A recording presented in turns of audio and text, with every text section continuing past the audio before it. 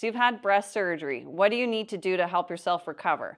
This applies to breast reduction, breast augmentation, and breast lift, and breast fat grafting. I'm Dr. Lauren Willoughby. I'm a Canadian plastic surgeon. I'm going to go through all that to help you decide what you can do to help your result be very good long term. So one of the first things I tell my patients after breast surgery, it's really important to have a good compression bra. What that does is it helps shape the breast and support the implant if you have had an implant placed. So there are fancy surgical grade compression bras that you can buy. They're very, very good. Often you can get these through your plastic surgeon. If you're someone who's having a procedure done at a hospital, you might not be able to get that garment provided by the hospital. So speak to your surgeon and they can recommend a specific garment for you if they're not able to provide one for you directly. One other thing that the compression garment does is it also reduces the risk of fluid collection, which is called hematoma or seroma, depending on what the content of the fluid is. Some surgeons place a drain to help bring the fluid out of the breast, and a bra can really help sort of squish everything down so that there's no dead spaces. Anytime there's a dead space in the body, your body's going to try to fill it with fluid. Compression bras generally should be worn day and night for about 6 weeks after surgery to really help shape everything. Another thing is icing the breast. Can you ice the breast? If so, for how long? In general, you can ice your breast after a breast surgery. The only exception to that is in women who are having a breast reconstruction after a mastectomy. So if you've had a mastectomy and the skin layer is thin, you don't want to put ice on that because it can affect the blood supply.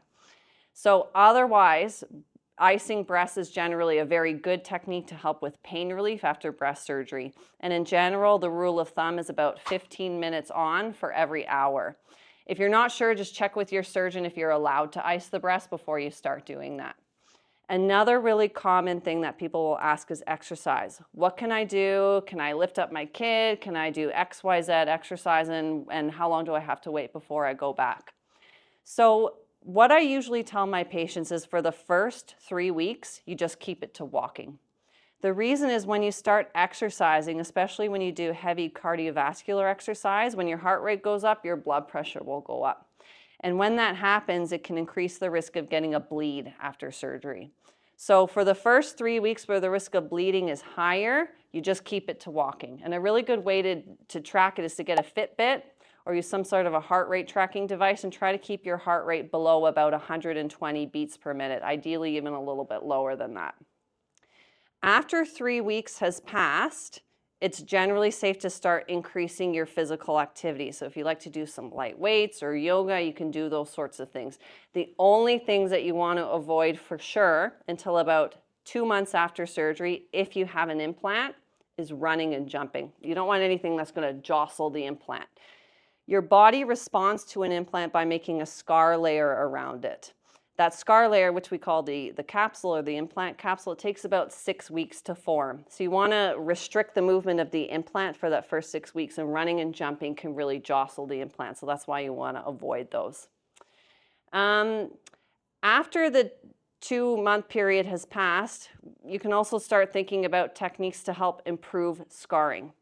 So every surgeon tends to have their own specific regimen that they like in terms of dressings and when you change them and how often. So once the initial dressing that is placed after surgery is changed by your surgeon, and once the wound edges have healed together, it's a really good idea to start using silicone products. And there's all sorts of silicone products that you can use. You can use silicone gels, which you apply topically and you let them dry and then you get dress on top of it. There's also silicone gel sheets, and there's all sorts of products that you can get online. Silicone products really help flatten scars and make the cosmetic appearance of scars better over time. And there are really good studies that support the use of silicone products. Another thing that will help your scar look good is sun avoidance. So there's no judgment for people who want to go topless sunbathing, but you really want to avoid exposing scars to the sun for about 12 years. And that's the same with any scar actually, because oftentimes scars can become deeply pigmented with sun exposure, and we call that hyperpigmentation. I once burned my arm on the oven when I was taking a tray out, and it was a good example. I didn't wear my sunscreen, and then I could show patients, see, you'll get a burn like, or you'll get a scar like this if you don't avoid the sun. So sun avoidance is very, very key as well. Sleeping. So if you're a side sleeper or a stomach sleeper, can you sleep on your side? Can you sleep on your stomach after a breast surgery? In general, you want to lie on your back or on your side. And those positions are generally pretty safe. It's going to hurt too much anyway to lie on your stomach. So if you are a stomach sleeper, you're going to have to find some pillow or something to help you adjust and feel comfortable for the first couple of months until you're able to lie on your stomach. And if you've had an implant, again, you want to wait about 2 months before you would consider lying on your stomach. The same thing applies too if you're someone who likes to go for massages. You can't lie down on a massage table for the first 2 months if you've had a breast surgery, ideally. Thank you so much for watching. If you liked the video, it's always a big compliment to give us a like and follow us. Thank you so much.